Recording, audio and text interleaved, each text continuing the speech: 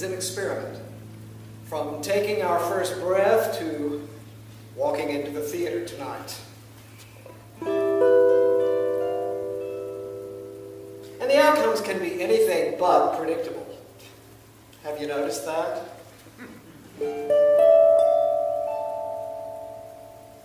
Sometimes our experiments are little refinements in the everyday, like, getting a different haircut or trying sour cream in the mashed potatoes.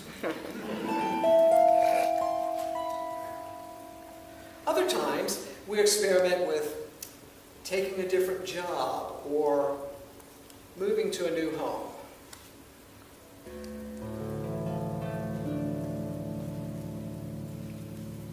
And those experiments can take a little bit longer.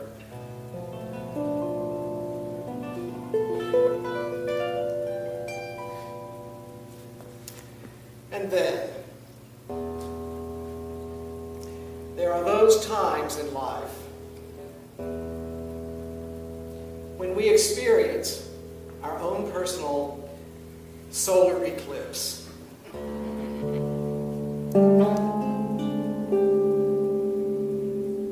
When a shadow comes in to cover the light that is shining in our life, when a door we open closes, and for better or worse, things are never the same again.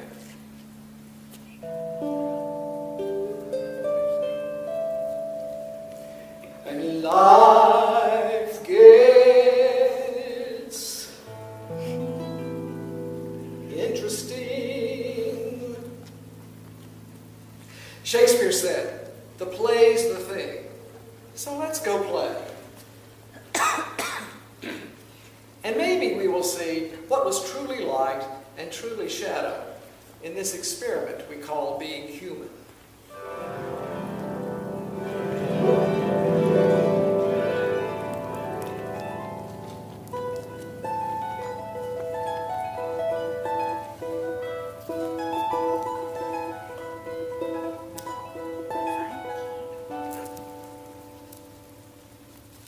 I will never forget the look on her face. Or the play of color and light when it moved.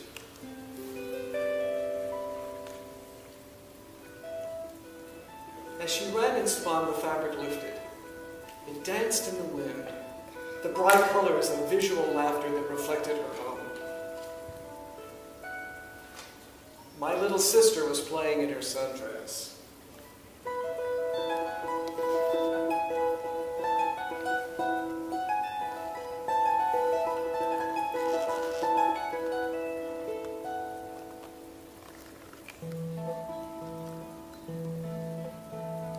She was 2, and I was 4. It was midsummer in the backyard. The hose and sandbox were our trip to the beach. We didn't have the swing set yet. But we had warm, sunny days, and a mother who stayed home with us while Dad sold insurance. He would come home for lunch each day, after stopping at the corner grocery to buy a loaf of bread for a quarter.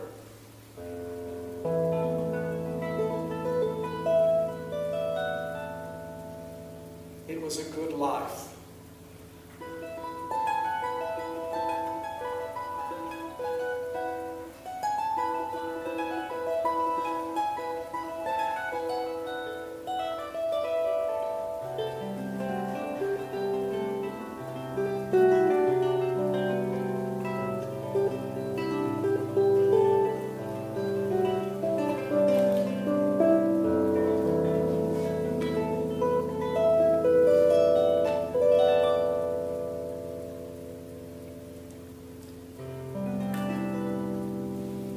After lunch, when it was too hot to play, we lay down to take naps. That day, I remember getting up before my sister and walking down the hallway. As I passed the laundry hamper, something said, "Look in," and I did. There it was, my sister's sundress. I wondered wondered if I could make it spin and dance like she did. I wanted to try. I picked it up. The fabric was still damp from play.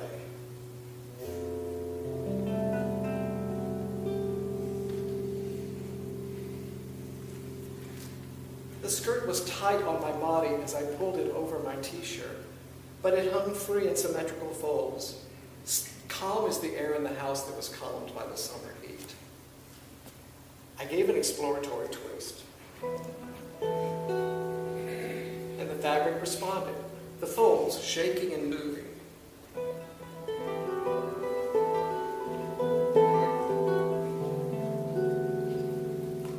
But it was dark in the hallway, and there was little room to move. I decided to go outside and try.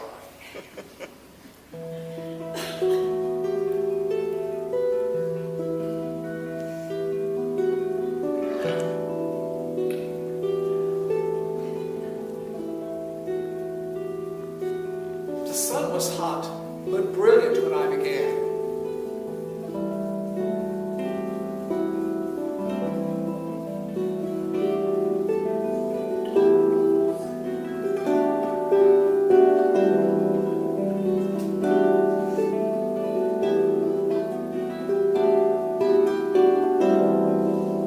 As I ran and spun, I watched the skirt.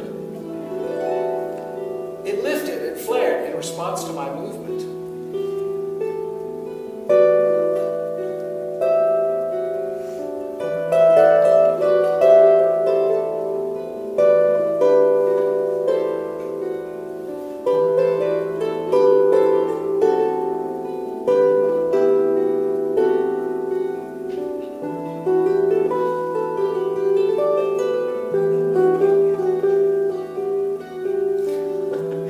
I felt such joy. It was as if I led a divine dance of color and light with that simple sundress. And the sun was witness to our creation.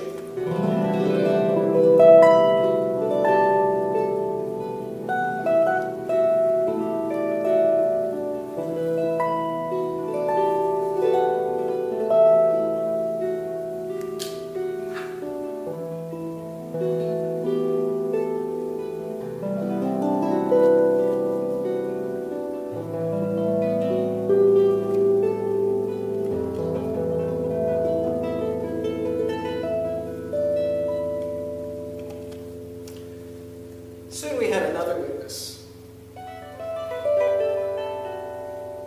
My mother came out and saw what I was doing.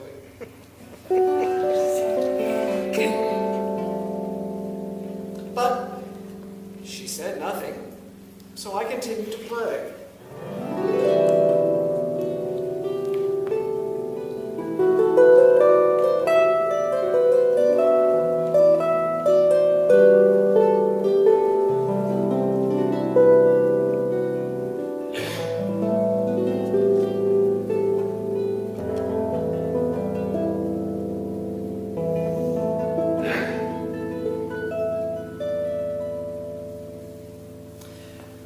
Later that afternoon, she loaded us in the car to go somewhere, me still in the sundress. I didn't feel exactly safe leaving the yard with the dress on, but off we went. When the car stopped and the doors opened, I decided to hide on the floor of the back seat. Maybe no one would see me there.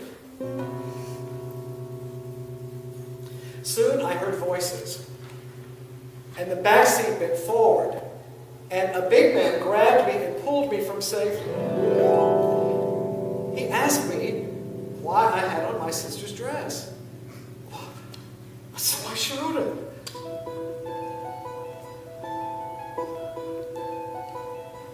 As I ran and jumped, he pointed at me and laughed. And all of his friends joined in with his laughter.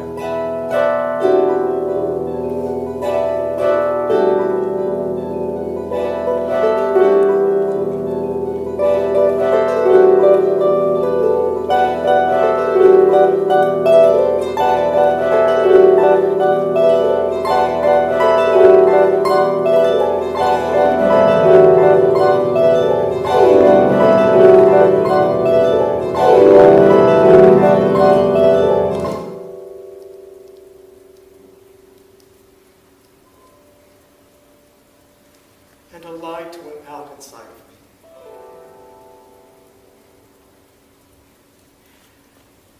After that, whenever I saw that man, he would ask me if I still wore my sister's clothes.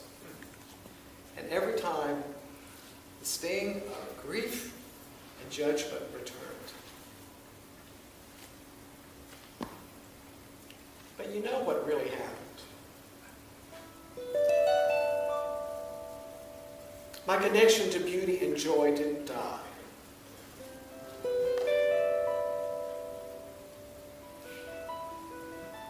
It escaped deep inside me and hid in safety, waiting for me to find it again. And find it I did.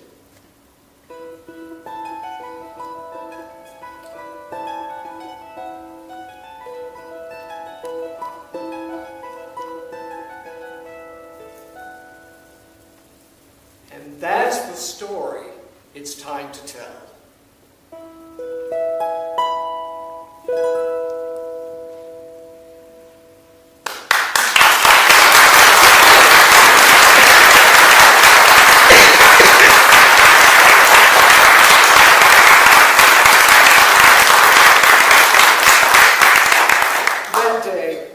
I left the Eden of childhood, and my life began its journey into what it is to be truly human. As I look back, I see several different ways that I've played with life and shadow since then. Not only as a child, but also when I play as an actor, and when I play my harp. Now I see this play of light and shadow as more a game of hide and seek. And I've had an incredible journey playing that game. I still have shadows, but I'm learning that shadows contain more than grief, fear, and judgment too. I've always been drawn to the arts. When I was a little boy, I loved to sing. And when I was in the 2nd grade, I got to sing on TV. It was my first time on television. Well, back in the mid-1950s, it was everyone's first time. TV was completely live in those days. And the reason was because there were no pre-recorded shows because videotape hadn't been invented yet. The major networks provided only limited programming. That was mainly at night. So, inexpensive, locally produced shows were what kept a local station on the air. Pride of the Volunteer State was a talent show that aired every Saturday afternoon on Channel 4 in Nashville. Each week, the show featured performers from a different town, and they all competed for a grand prize, a Kodak camera.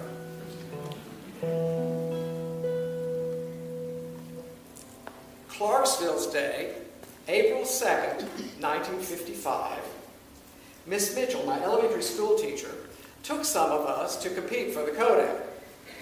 I was in the 2nd grade, as I said. I was 7 years old, and my number was... In your Easter bonnet, with all the frills upon it, you'll be the grandest lady in the Easter parade.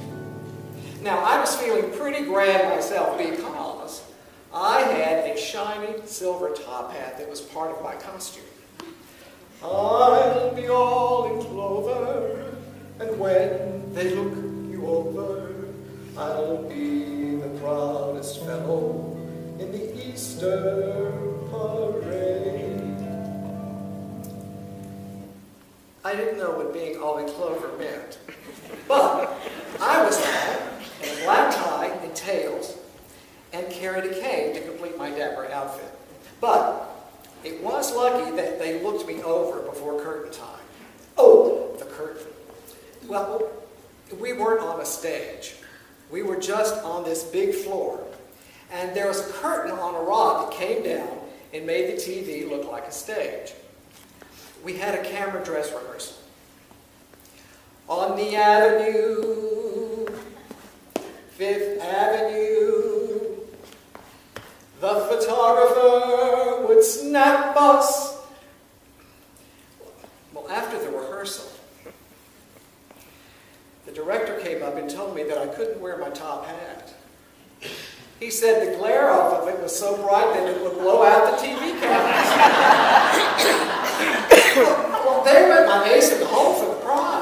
And I had to redo my dance and perform it without practice. Boy, was I disappointed. But dealing with the changes was really a good lesson for me to learn.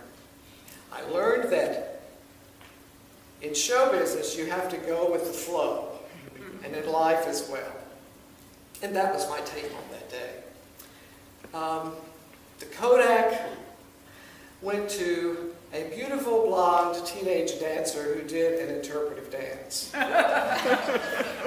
My consolation prize was a box of chocolate milk powder called Dairy Mix and a bag of vanilla wafers. It was just cookies and milk for me. At the time, I was convinced that my silver top hat would have made a difference.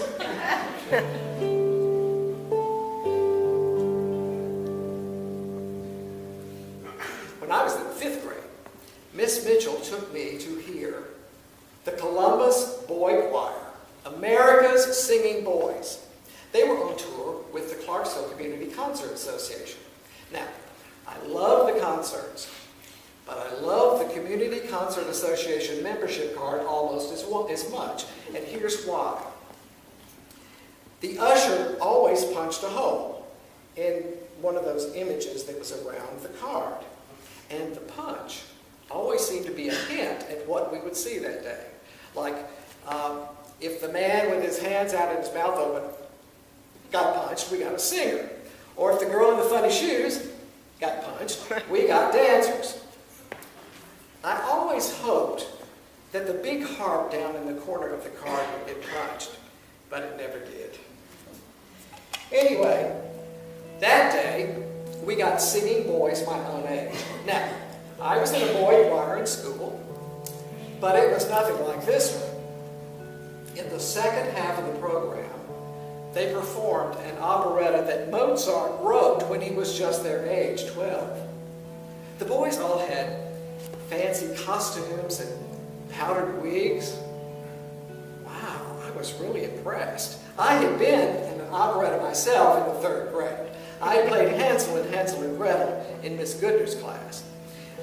A boy from Germany lent me his lederhosen to wear, but leather pants did not compare with embroidered frock coats and powdered white wigs. I was really a little bit envious.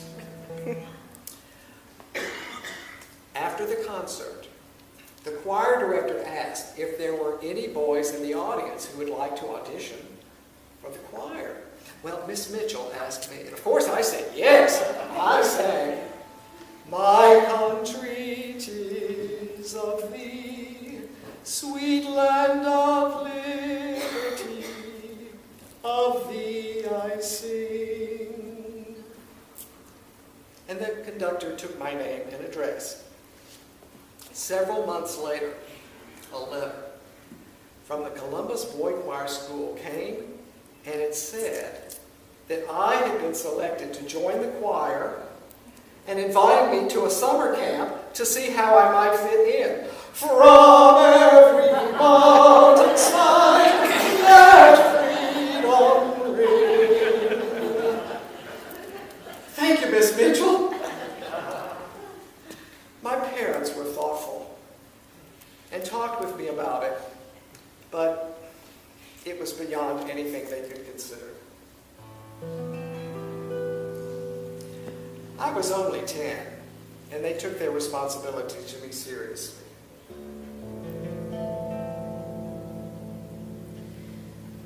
So Dad wrote and thanked the Columbus Boy Choir and told them that I was too young to leave home. I still have both letters. I began to take piano lessons.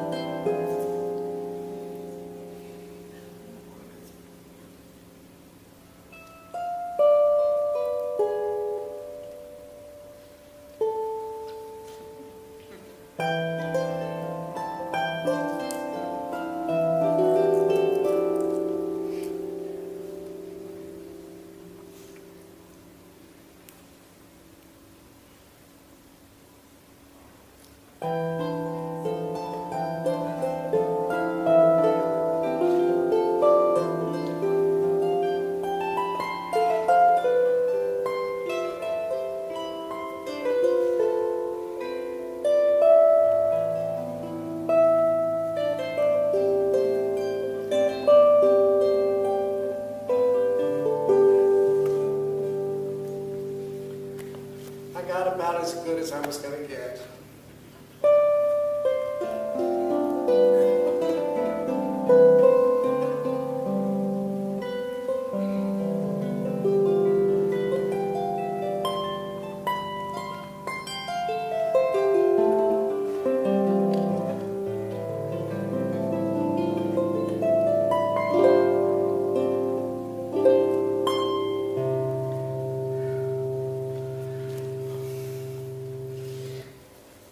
When I was in high school, I was in choir and band. I also acted in plays and got my first experience performing in musicals. Mrs. LaRue V. Pryor, the chorus teacher, gave me that chance. Now, Mrs. Pryor was a considerable force to be dealt with. She would accept only your best work. Nothing else would do. And if you didn't know what your best work was, believe me, she did. Lash LaRue, which I could never dream of calling her, even if I dared to think that I could, left her mark on me. And for her inspiration and her work ethic, I remain in her debt.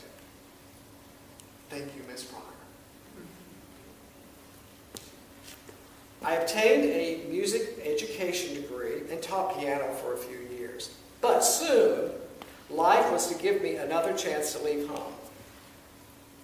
I got a phone call one day from that beautiful blonde dancer who won the Kodak.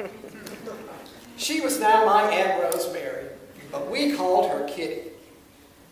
A man from the American Academy of Dramatic Arts was speaking on one of those inexpensively locally produced programs in Nashville. And he was there to audition potential students for the American Academy of Dramatic Arts. I jumped in my car. I raced to Nashville, and I was waiting at his hotel when he arrived after his interview. Boy, was he impressed. I auditioned and was accepted to the American Academy in, guess where? Da, da, da, da, da, da, da, da, da, da, da. Okay. Honest confession about those vagabond shoes.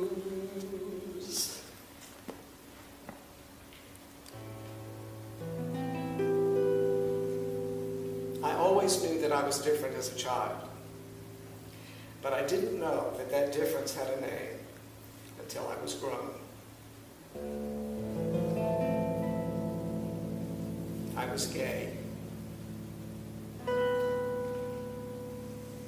Now, sure, that may not be a big deal these days, but it was then, and it certainly was to me. Here was the problem. I loved my parents very much, but if I told them, would they continue to love me? Telling was risky, and there were no guarantees what the outcome would be. So I was in a fix. I wanted to tell my parents because I thought the news should come from me. Yet I was afraid to tell them because of my fear of judgment or worse. Here was a viable alternative. Da, da, da, da, da, da, da, da, da, da, da. I had a reason to move away, to do something that I love to do. Even then, it seemed like a big sacrifice. And I didn't feel exactly safe going off to New York gay, but off I went. Acting school was great. Making a living afterwards, not so much. I sold men's clothes at Gimbel's and made $100 a week. After taxes, I brought home $85. My rent on my hotel room was $50 a week, so that left $35 a week for everything else. Food, transportation, clothing, shaving cream, everything. The Ansonia Hotel, where I lived, was near Lincoln Center, and I made several friends who lived there, who were also in the New York City Opera Chorus.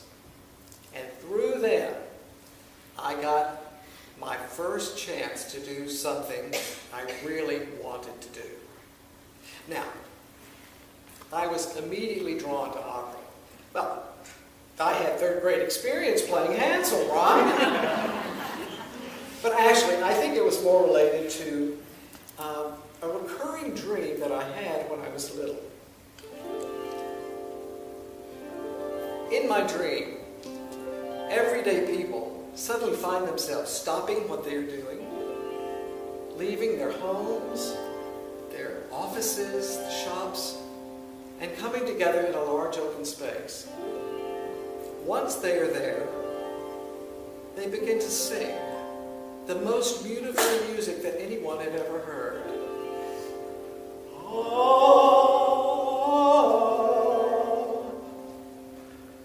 No one knew how or why it happened, just that it did.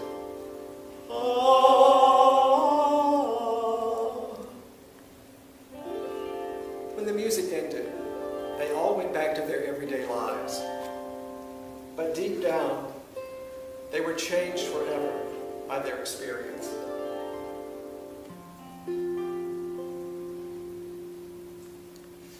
Now, as I said, I was always in choirs growing up.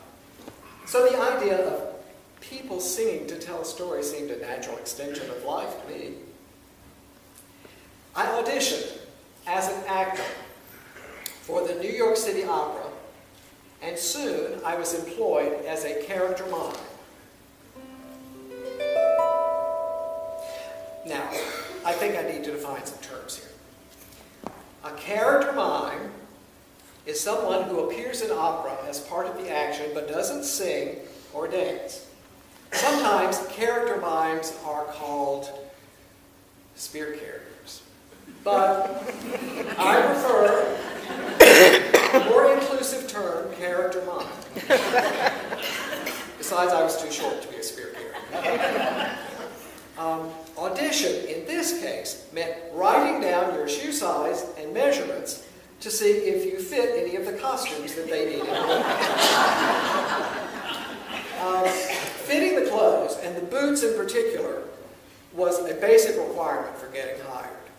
And with my connections and my foot size, I was a shoe-in.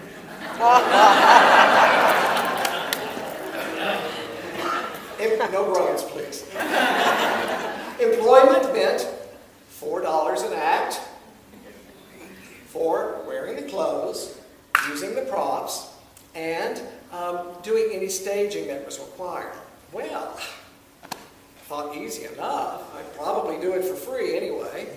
And it would be a fun way to hear opera and to be on stage.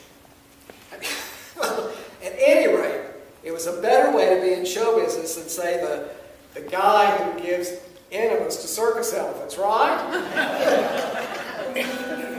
Stay tuned. My stock as an actor went up when they discovered that I knew how to play the piano.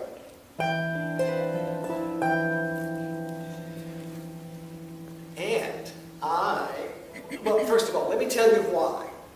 The reason is this. It's cheaper to pay an actor to fake playing a keyboard than it is to pay a real musician to actually play it. So, I was cast as a famous harpsichordist in a new production of an opera set during the French Revolution. Actually, the way it turned out, I had to hand sync my keyboard faking with the harp down in the orchestra pit. But there was a problem. I was only cast a week before opening night, so lots of things had to happen quickly. I had to be measured by the costumers for a costume that was specifically made for me and to have a wig made as well. And I had to learn a fairly complicated staging on a set that was still being constructed. The day of the dress rehearsal arrived.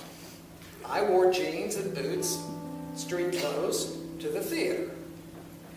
But my costume wasn't ready, and I didn't have anything to wear except what I had on. I didn't feel exactly safe going on stage with boots, jeans, and a t-shirt. But on I went. It was usual for a new production for all of the administrative bigwigs in the opera house to come and to sit and watch the rehearsal. And there they all were, with perfect seats to see me play the harpsichord. And there I sat, amid the pale lavender, rose, and silver costumes of the French aristocracy, wearing my village people getup. All the production photos had to be shot around me.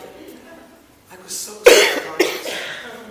But after the rehearsal, one of the stage directors came up and said, "Well, you certainly stood out on stage today." Nervous, I began to explain about the costume, and he said, "Oh, not that. You were the only one up there who looked like they knew what they were doing." The light went on inside.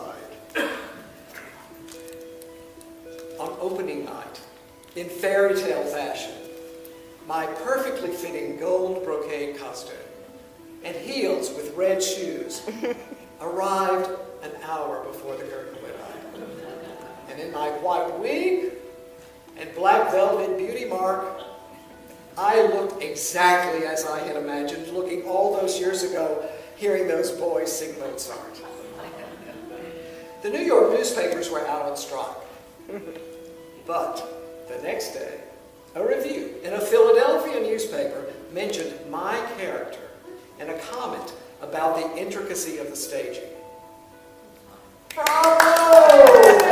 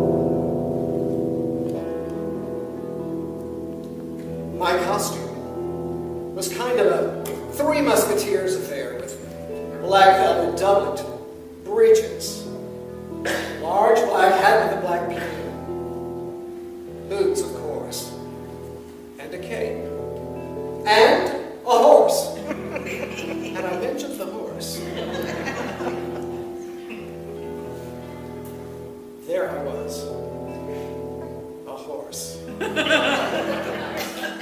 Had I rehearsed on the horse before? No. Had I seen the horse before? Not until just after the stage elevator brought it up from its stall somewhere in New Jersey. Had I been on a horse before? Once, I think. But never in breeches and a hat and a cape and well, I struggled to adjust the cape as I was trying to get on the horse. But something else was wrong.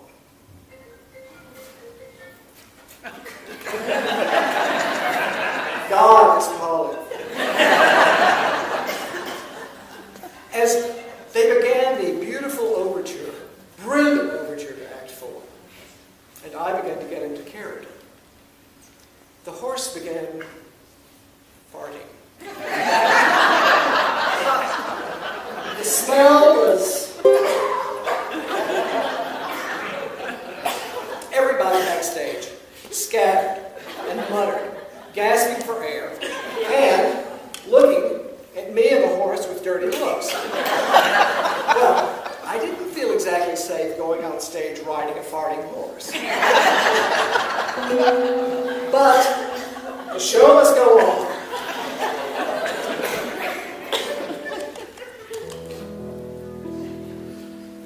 Imagine my thrill, leading the parade on horseback, waving to the crowd, all eyes on me. Then suddenly, the horse stopped, lifted his tail, and projectile diarrhea flooded out of him. 83 chorus ladies splashing the stage and spilling over to the orchestra. The chorus ladies shrieked, grabbed the stage and went off stage. The players in the orchestra trying to avoid the marchers from backstage slept in the...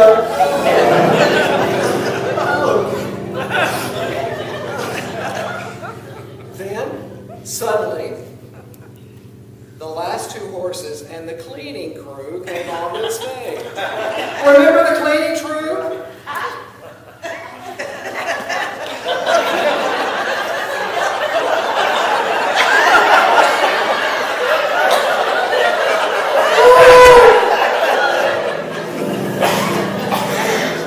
Instead of Carmen dying center stage, it was the you-know-what that was highlighted in the final lighting tableau